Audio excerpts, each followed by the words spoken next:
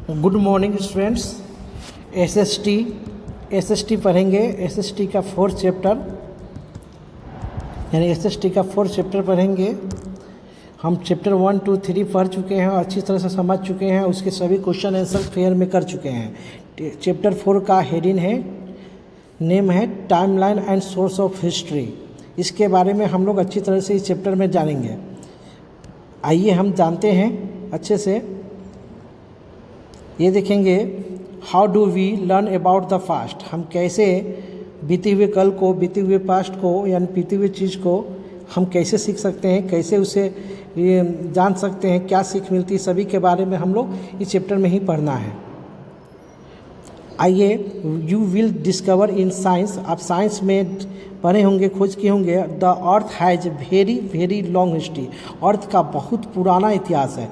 यानी अर्थ जो है, जिसको हम प्लानिट, ब्लू प्लानिट कहते हैं, इसका बहुत बड़ा इतिहास है। Of which we human occupy only in tiny parts the, यानी अर्थ का जो है ये अभी के अनुसार, यानी पुराने समय से लेकर अभी तक काफ़ी पुराना इतिहास है। अर्थ कैसे जन्म लिया है ना, इसका जन्म कब हुआ था, इसके क्या क्या विशेषता है, बहुत सारे जो है ये हैं अर्थ के बारे में आपको बताना है, जानना भी है। आइए इसी के बारे में हम जानते हैं। हिस्ट्री क्या होता है? The study of the human past, यानी ह्यूमन पास्ट के बारे में स्टडी करना ही हिस्ट्री कहलाता है। अगर आपसे पूछा जाएगा व्हाट इज हिस्ट्री, तो आपको याद रखना है the study of the human past is called history. Father of history किसको कहा जाता है? Father of history. Father of history आपको किसे कहा जाता है? हेरोडोटस को कहा जाता है। फादर ऑफ हिस्ट्री हेरोडोटस को कहा जाता है। इसको याद रखना है। अगर आपसे पूछा जाएगा हिस्ट्री का डिफाइन कीजिए, the study of the human past and father of history, याद रखना है हेरोडोटस। ओके बच्चों। अच्छा, एक यहाँ वर्ड है साइंस, है ना। You will discover in science the earth is very, science से संबंधित कुछ क्वेश्चन जानते हैं। साइंस याद रखना है बच्चों। नेशनल साइंस डे पूछा जाएगा आपसे। नेशनल साइंस डे याद रखना है 28 फरवरी। एंड इंटरनेशनल पूछा जाएगा तो याद रखना है 10 नवंबर, याद रखना है। और साइंस जो है ना, नेशनल साइंस 28 फरवरी याद है, और इंटरनेशनल 10 नवंबर। काफ़ी इंपॉर्टेंट, सभी याद रखेंगे। अब many people study the history of the अर्थ। बहुत सारे जो लोग हैं, बहुत सारे पीपल जो है ना, यानी अर्थ का इतिहास पढ़े हैं। Some of them the train to uncover is secret the left length of the earth surface to help learn, यानी अलग अलग सबका ज्ञात है, अलग अलग इसके बारे में लोग बताते हैं। यानी अर्थ का इतिहास जो है काफ़ी लंबा है। आइए उस पर हम जानेंगे। इसी को ये देखेंगे,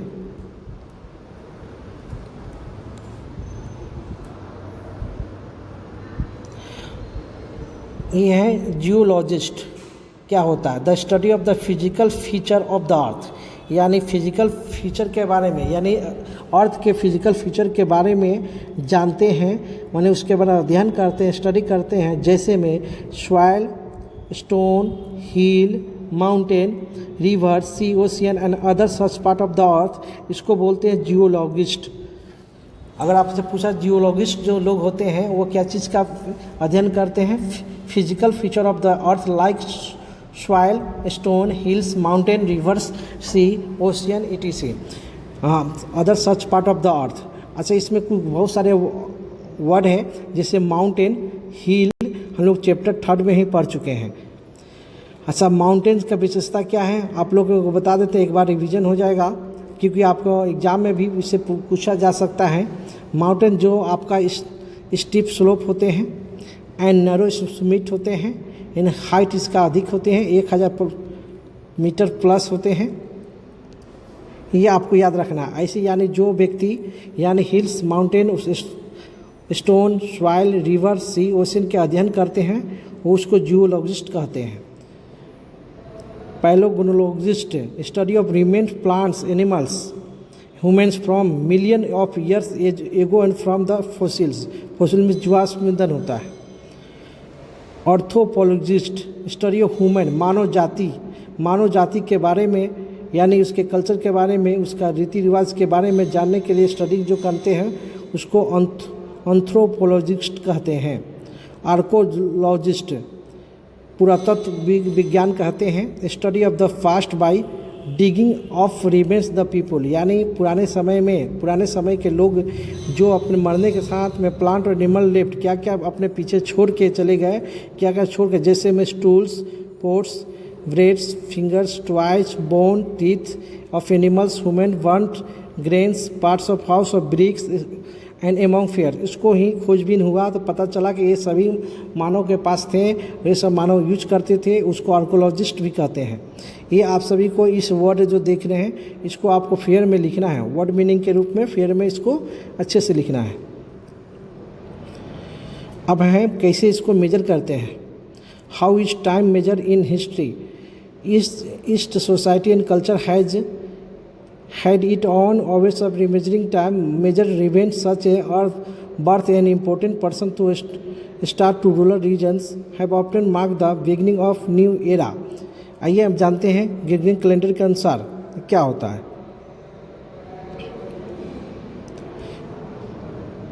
देखिए, in the west the conventional year of the Jesus Christ, यानी ईसा मसीह का जन्म जो हुआ, जन्म generally has been taken to the starting the point of is the calendar year of the counted the forward from is point, यानी ईसा मसीह के जन्म के बाद, यानी जो भी घटना घटती है या घटी उसको हम एडी के रूप में जानते हैं। क्या बोलते हैं, ईसा मसीह के जन्म के बाद जो भी घटना घटी है उसको एडी कहा जाता है। जैसे एग्जाम्पल दिया हुआ है, for example 1947 the year India gain the freedom written in 1947 AD। ऐसे में the year of before the conventional date for the birth of Jesus, यानी ईसा मसीह के जन्म के पहले, और इसको हम एडी को कॉमन एरा के नाम से भी जानते हैं, ये भी याद रखना है। एडी का दूसरा नाम क्या है, कॉमन एरा भी है, इसको भी जानना है। हाँ, अब नेक्स्ट में इसमें दिया हुआ है ईसा मसीह के जन्म की बात की हम बात करेंगे तो आपको हो जाएगा एडी, याद रखना है। और बिफोर यानी जन्म के पहले, similarly the years of the before the conversion date of the birth of Jesus counted the backward and backward है, तो उल्टा चलता है। ईसा मसीह के जन्म के पहले जो की बात करेंगे तो उसका जो ईयर जो है ना बैक डाउन उल्टा गिनती होती है, उसको बिफोर कॉमन ईरा के नाम से जानते हैं, या BCE भी बोलते हैं, और इसको BCE भी बोलते हैं। जैसे 560 PCE में year birth of Mahatma Gautam Buddha, यानी गौतम बुद्ध का जन्म 560 दिया हुआ है, इसे रेट की हम बात करेंगे 563 BC में हुआ था, ठीक है, उल्टा चलता है। और मरे थे कब, 483 BC। तो देखिए ये 563 जो है ये 563 BC इनका गौतम बुद्ध का जन्म, और देहांत हुआ था 483 BC। देखिए ये बैक डाउन हुआ, ईसा मसीह के जन्म के पहले की बात है, इसलिए उल्टा काउंट हो रहा है। ठीक है बच्चों,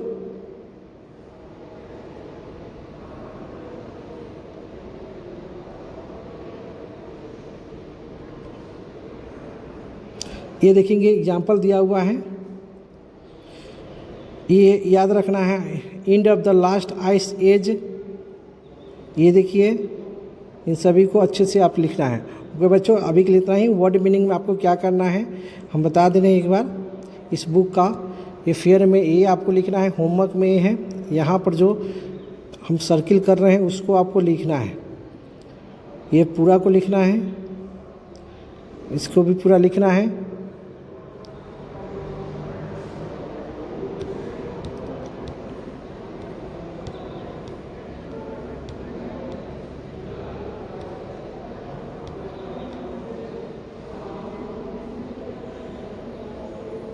यहाँ पर भी ये देखिए ये भी लिखना है आपको, और ये भी लिखना है। इसके अलावा आपको जो भी दिक्कत होगा ऑफलाइन क्लास में आपको बताएंगे भी।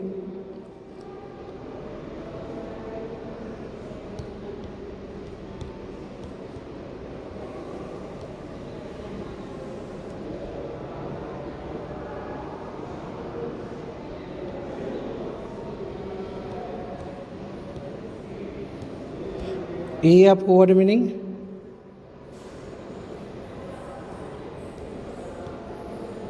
ठीक है बच्चों, इतना ही आप सभी इसको लिख लेना है, और इसके अलावा कोई दिक्कत होगा तो आपको कमेंट करके बताना है।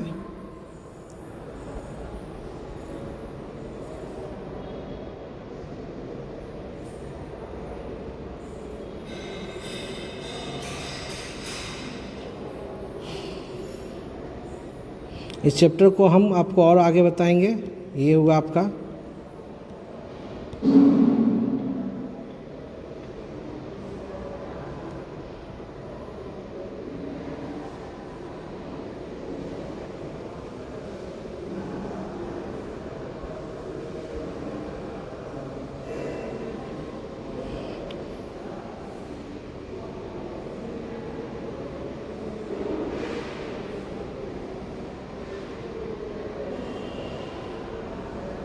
ओके।